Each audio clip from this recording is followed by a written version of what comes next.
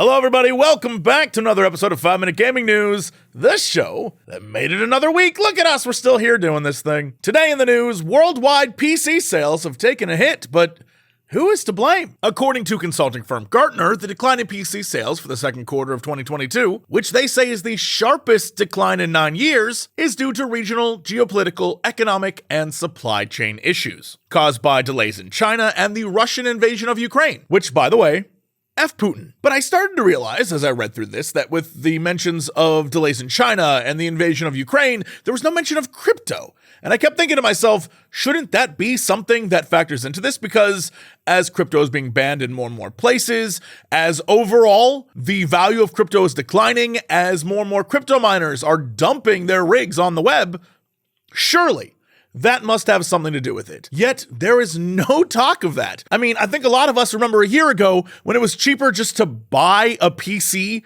rather than a new graphics card. Like a 3080 Ti was the cost of a full PC that you could buy built online somewhere. I mean, all I'm trying to say is there's more factors than just China and Russia. Hell, even buying video games is on a general decline. And I don't think that's just Russia and China. So I have to ask, why would they ignore the crypto part? And a quick Google search later of crypto and Gartner will give you all the answers you need. Their CFO is literally out there like, by 2024, 20% of all major businesses will use crypto. Well, isn't that interesting? Do your research, kids. And now we once again return to a tale as old as time, CEOs who don't know shit about shit. Unity's CEO, John Riccitiello, in an interview this week with PocketGamer.biz about the merger with ironSource, which is like a business platform, if you care, when asked about implementing monetization earlier in the game dev process and the pushback from devs, he said, Ferrari and some other high-end car manufacturers still use clay and carving knives. It's a very small portion of the gaming industry that works that way, and some of these people are my favorite people in the world to fight with. They're the most beautiful and pure, brilliant people. They're also some of the biggest fucking idiots. So that doesn't seem elitist or completely disconnected from reality. He then went on to say that game devs should try to implement monetization earlier because it's very obvious when it's done later. And games fail because it's obvious to us, the players, that the monetization was added at the end and not baked into the core loop of the game.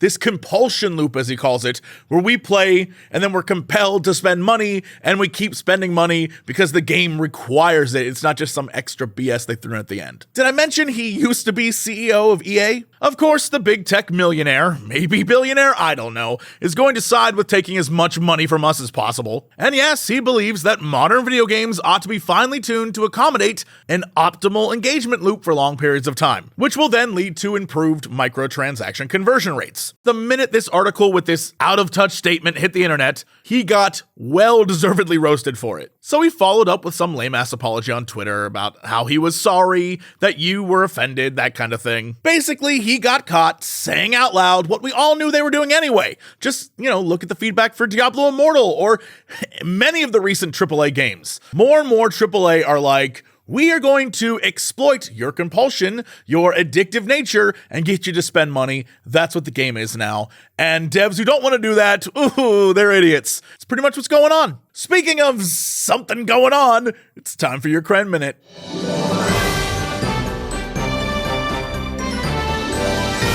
Hello everybody, how's it going? It's me, Crendor, and welcome back to the Cren Minute, my once-a-week segment where I get to talk about whatever I want. For a minute. Did I just say whatever? I think I said whatever. Whatever I want. This week, I'm carrying over a Cox and Crendor segment to this program, and that is shopping carts, all right?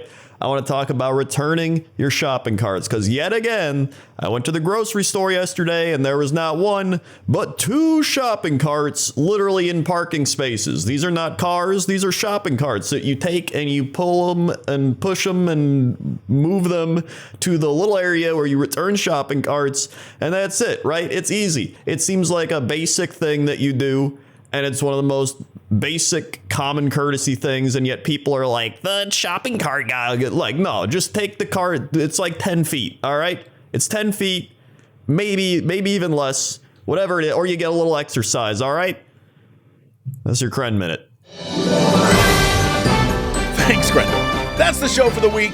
We will be back on Monday with some more news for you. But until then, by all means, check out everything over on Cox Clips. I would love it if you would go there and subscribe. That would be amazing. Also, subscribe to this channel, please. Look, we're so close, y'all. We're so close. Let's do this thing.